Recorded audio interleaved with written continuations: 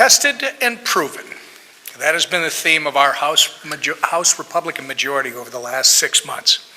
Remember during the speaker's race when the talking heads here in Washington said things like, these Republicans can't even run a one-car parade. How are they going to govern? I'm proud to stand here alongside my colleagues today and say that under Speaker Kevin McCarthy's leadership, we've proved them all wrong over and over again. Our majority has come a long way as a team over the last 6 months, and that growth has produced a long list of promises kept for the American people. Whether it was bipartisan energy legislation that lowers costs for families, or a comprehensive border security bill for the first time in 20 years, or a debt ceiling bill that no one believed we could pass, or the NDAA, which gives our service members the largest pay increase in 2 decades. House Republicans just keep delivering common sense pieces of legislation that protect and improve the lives of hardworking Americans. With a track record like that, it's no wonder Democrats are being forced to come along with us as we govern. These are incredible stats, by the way, from a razor-thin majority and a first-term speaker who only controls 1/2 of 1/3 of the government. As we spend time in our home districts over the next month, we're going to have a lot of important wins to discuss with our constituents. But our job is far from over. There's still a lot of work to be done when it comes to things like reining in Washington's reckless spending, holding the Biden administration accountable, and improving the lives of everyday Americans. We'll continue to listen to our constituents while we're at home, and we'll be ready to come back in September and continue our streak of defying expectations and delivering on our promises for the American people. And with that, I turn it over to our conference chair, Elise Stefanik. Greetings, friends. I have important news to share with you this Saturday. More relief is being offered to thousands of Americans. Several states and cities are approving legislation to provide additional aid to low-income residents. Dear friends, if you are experiencing difficulty paying for your mortgage or rent payments, you may be able to claim this relief. Please make sure that you watch until the end of this video to find out if you are eligible.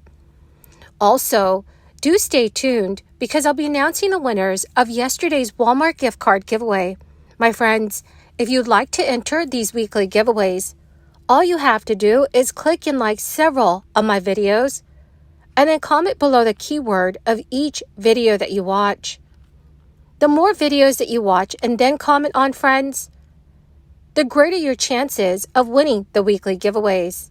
An analysis of government data by Bloomberg News shows that federal emergency housing assistance that was distributed as a result of the crisis prevented millions of Americans from being evicted.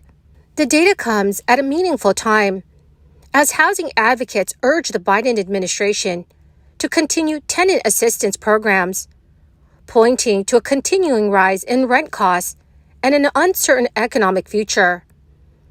However, financial problems ensued for property owners who accumulated debt by not being able to pay their mortgages or utilities. There is a new Los Angeles County program that offers assistance to these landlords whose tenants failed to pay rent during the crisis. The assistance is available to those who did not receive financial assistance from the state government. Properties must be located in unincorporated areas of Los Angeles County. If the landlord was financially affected by tenant non-payment between March 1st, 2020 and the end of March of this year, and did not receive state assistance, they may qualify for up to $30,000 to help the Miami-Dade, Florida homeowners stay in their homes. The county is launching a new mortgage relief program. Mayor Daniela Levine Cava said $23 million was available for the program, and the county will be able to help up to 15,000 applicants. She, along with commissioners and department directors, are expanding the county's efforts over the past year to tackle the housing crisis and also encourage eligible residents to apply for the mortgage relief program. Throughout the duration of the program, applicants can receive up to $1,500 per household towards late mortgage payments, late HOA fees, homeowners insurance, or late utility assistance. Many other states and cities have similar programs and are receiving applications at the moment.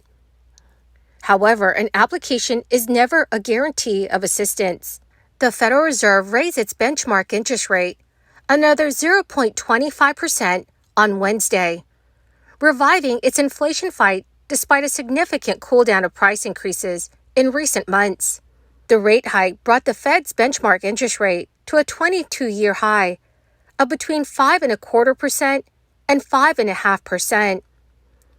Inflation has fallen significantly from a peak of last summer, but remains at a level 1 percentage point higher than the Federal Reserve's target rate of 2%.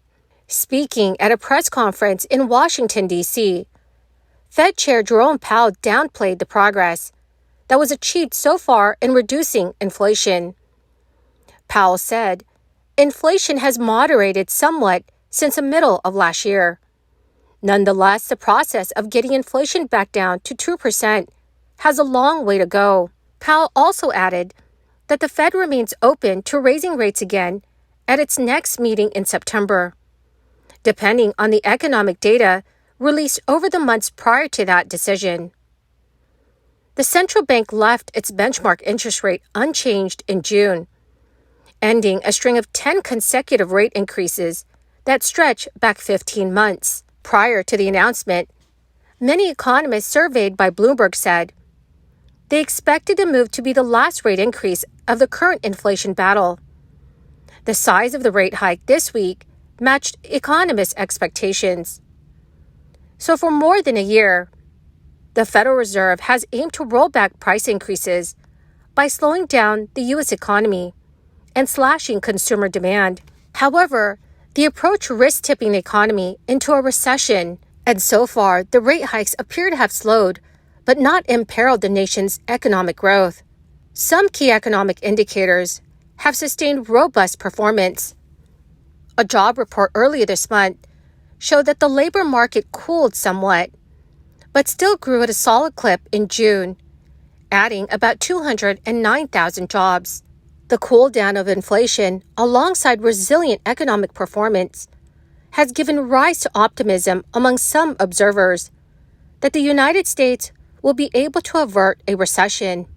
Speaking late last month, Jerome Powell expressed cautious optimism that the United States could avoid a severe recession. Well, my magnificent and greatest friends, that is the end of my daily stimulus update video for this Saturday.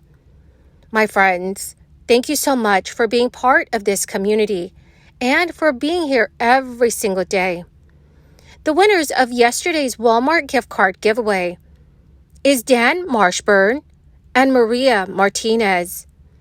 Congratulations, my dearest friends. To claim your gift cards, please check your notifications page and send me a message. Or you could message me on my Facebook page. Thank you, friends, and have a wonderful and very blessed weekend.